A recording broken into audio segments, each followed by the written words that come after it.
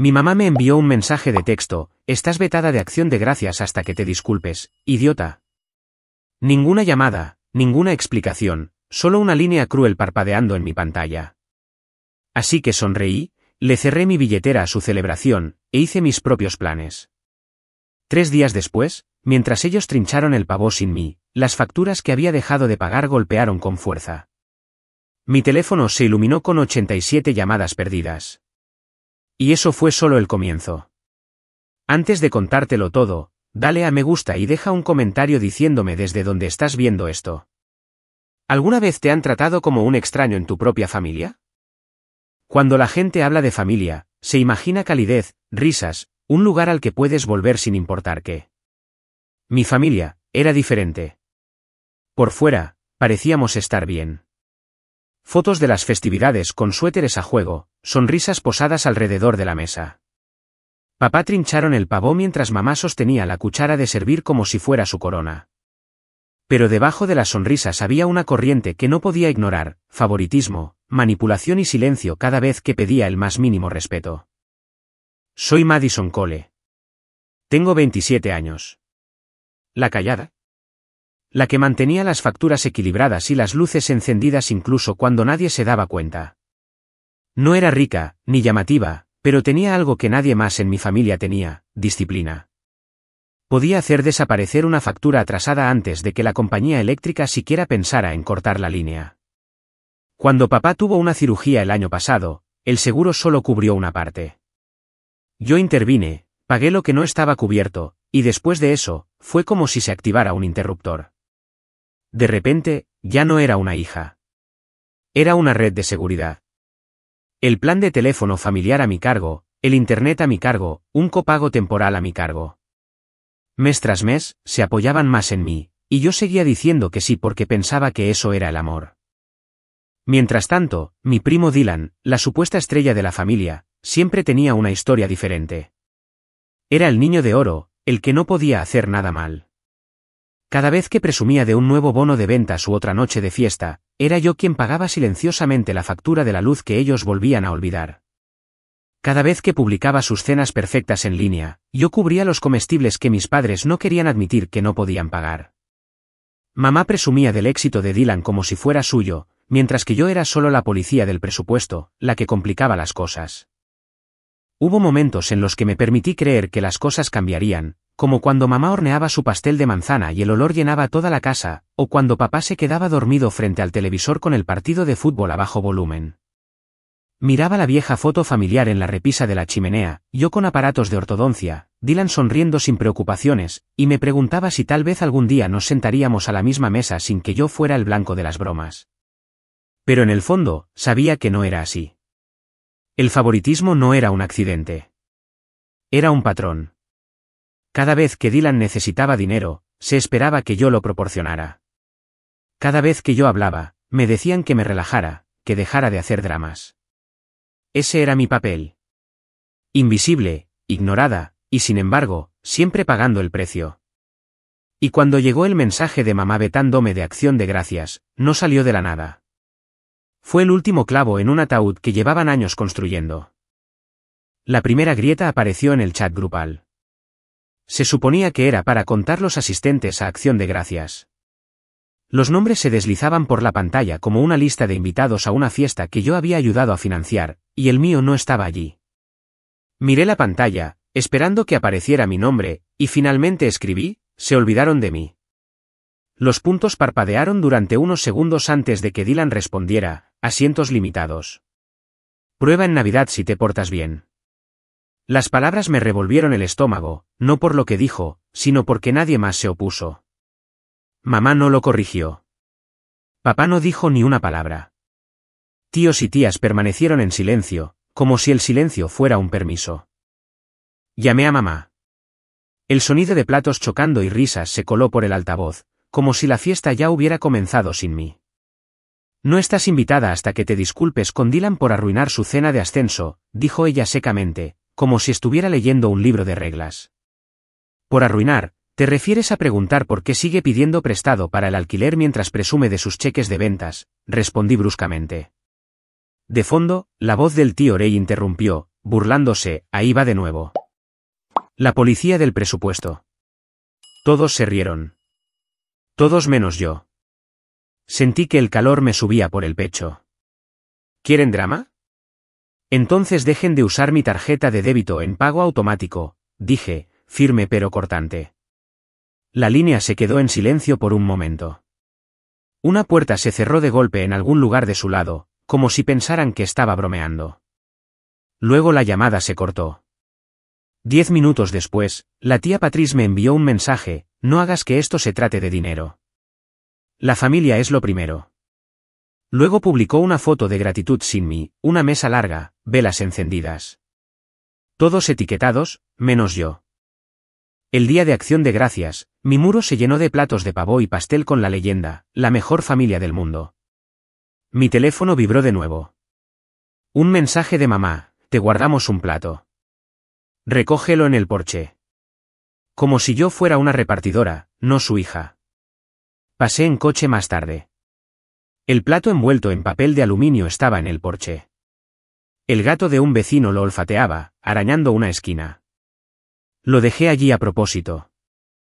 La mañana del Viernes Negro, intenté que el día fuera normal. Fui a la panadería por un café y un bagel. La tía Patrice estaba allí y me hizo un gesto para que me adelantara, como si yo fuera un problema que gestionar. Le dijo a la cajera: es sensible con el éxito. Sé breve con la charla.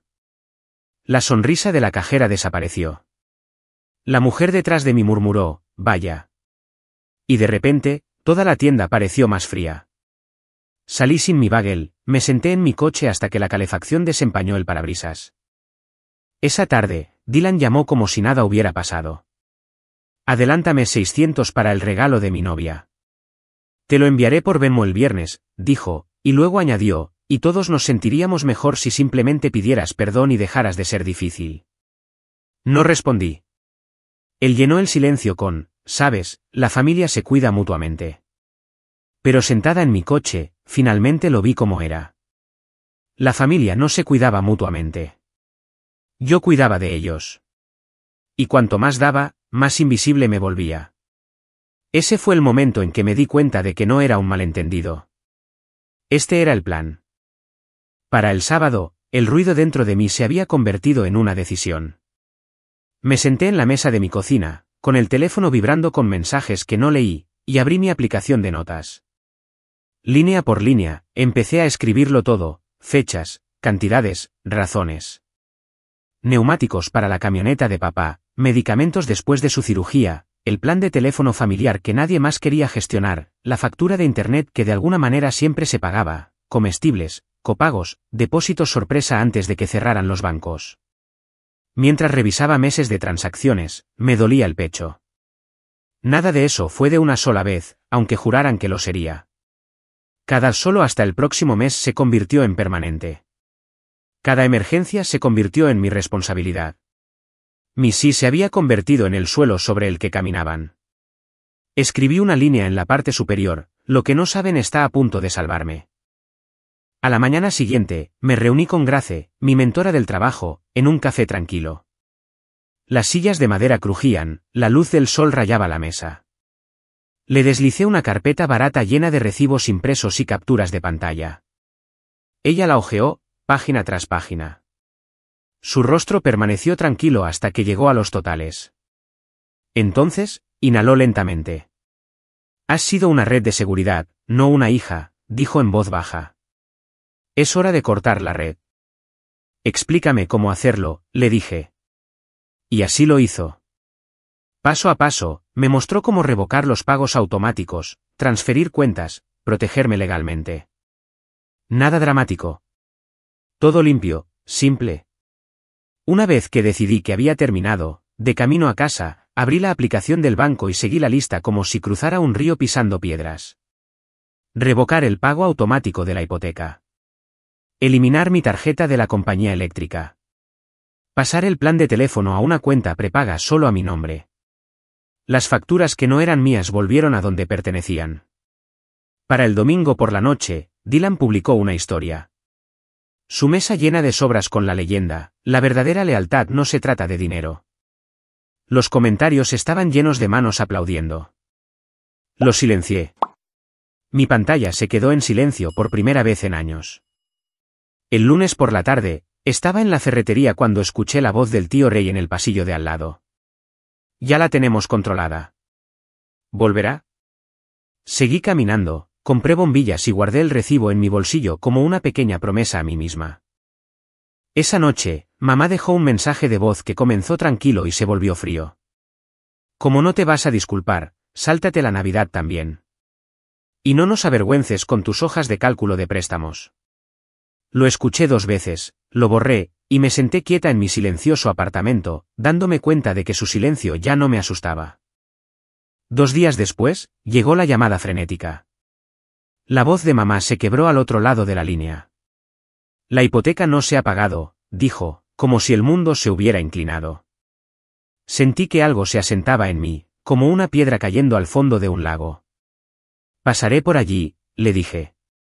Y llevaré la carpeta. La cocina olía a café viejo cuando entré. Las persianas estaban a medio abrir, con rayos de luz cortando la mesa donde mamá estaba sentada con las manos fuertemente entrelazadas, los nudillos pálidos. Papá se sentó en una silla, con el rostro gris alrededor de la boca, como si no hubiera dormido en días. Dejé la carpeta entre nosotros. Su cubierta de plástico barata parecía fuera de lugar en la mesa de madera donde habíamos comido miles de veces juntos. Esto es privado, dije, mirando hacia el pasillo. Sin público. Papá se frotó la frente. Pensamos que Dylan estaba ayudando, susurró, su voz casi de disculpa. Le deslicé la carpeta, la giré para que las páginas quedaran frente a ellos. Les dijo eso porque yo estaba pagando, dije. Aquí están las transferencias. Cada una de ellas, desde mi cuenta directamente a su compañía hipotecaria.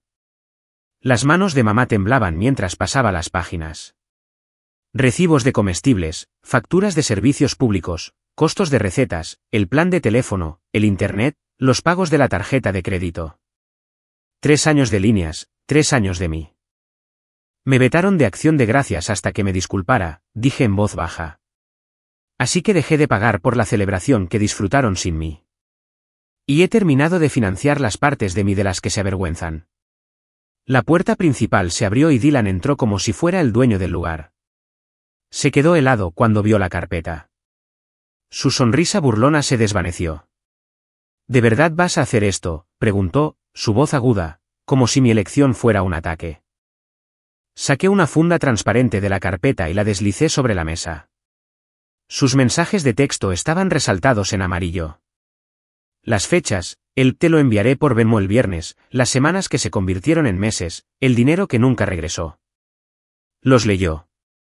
Su mandíbula se tensó. No salieron palabras. Puedes llamarlo traición, dije, con voz firme. Pero es un límite. Los labios de mamá se separaron, pero no dijo nada. Papá miró fijamente los totales en la última página, con los ojos húmedos. No lo sabíamos, dijo de nuevo, como si la repetición pudiera hacerlo verdad. No querían saberlo, corregí.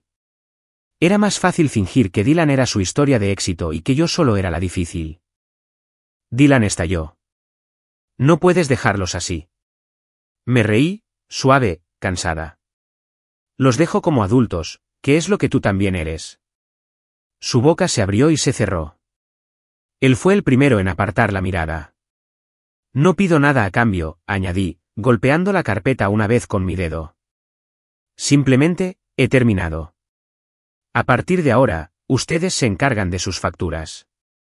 Dejé notas sobre a qué cuentas llamar, cómo configurar el pago automático. No soy su banco. El silencio era opresivo. El refrigerador zumbaba. Un coche pasó por fuera. Finalmente, la voz de papá lo rompió. ¿Y la Navidad? Su tono era débil, frágil. Lo miré a los ojos. Veré cómo me siento. Y lo decía de una manera que nunca me había permitido decir nada con esta familia. Metí la carpeta bajo el brazo y salí. La tarde era brillante, fea y limpia. Cada paso hacia mi coche se sentía como una puerta cerrándose detrás de mí. Conduciendo a casa, me detuve en un semáforo en rojo. El miedo me invadió. ¿Y si me excluían por completo? ¿Y si nadie volvía a llamar? La flecha verde se encendió y giré. Y en ese giro, me di cuenta de que había vivido con miedo a su silencio durante años. Quizás el silencio era exactamente lo que necesitaba. A finales de la semana, el chat grupal familiar parpadeó con mensajes incómodos. ¿Quién puede ayudar a reorganizar las facturas?, seguidos de cadenas de emojis sin ningún voluntario. Alguien escribió Dylan y él respondió con un solo emoji de ojos en blanco. Luego el chat se silenció. La tía Patrice publicó una cita sobre la humildad en Facebook, y por primera vez en años, nadie me etiquetó debajo. Las publicaciones de fotos de fin de semana de Dylan disminuyeron. No más cenas elegantes, solo juegos de mesa bajo lámparas tenues. Mamá envió una receta de cazuela como si nada hubiera pasado. No respondí. 2 días después, otro mensaje: no me di cuenta de todo lo que hacías. Lo resolveremos. Lo leí 2 veces. Dejé el teléfono. Por la noche, preparaba té en mi cocina silenciosa. Equilibraba mi propio presupuesto. Los números parecían simples cuando solo me pertenecían a mí. Aún así, sus voces a veces resonaban. La de papá, y la Navidad. La de Dylan: no puedes dejarlos así.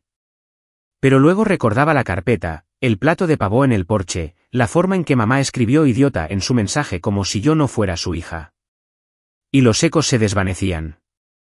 Una noche, el teléfono vibró. Dylan. No lo sabía. Lo siento.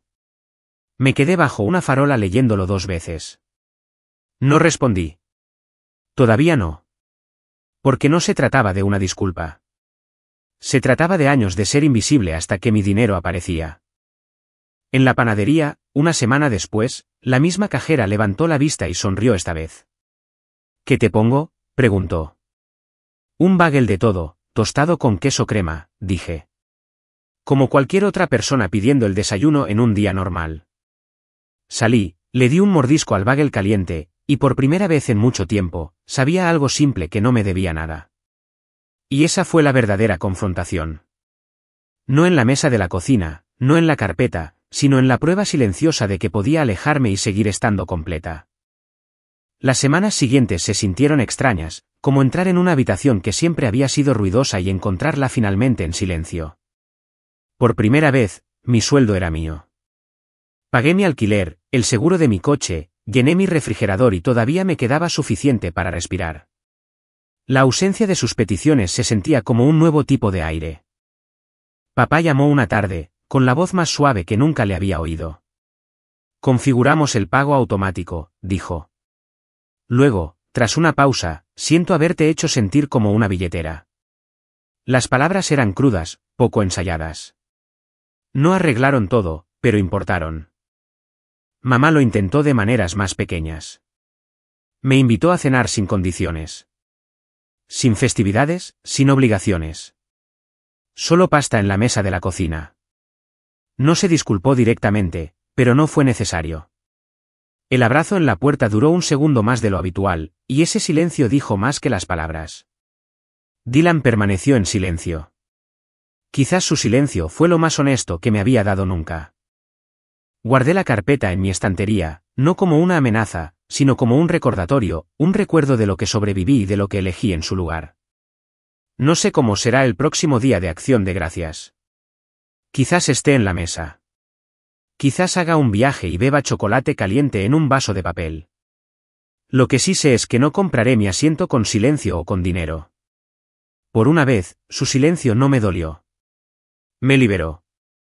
La familia no se mide por cuánto pagas para mantener tu lugar en la mesa.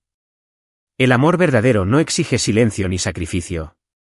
Respeta los límites, incluso cuando duelen. Pasé años pensando que mi valor estaba ligado a recibos y pagos automáticos. Pero la verdad es más simple. No soy su banco. Soy su hija. Y yo decido lo que eso significa. Si esta historia te tocó una fibra sensible, cuéntamelo en los comentarios. ¿Alguna vez has tenido que poner un límite con la familia? Tu voz importa aquí. Y no olvides darle a me gusta y suscribirte para no perderte la próxima historia.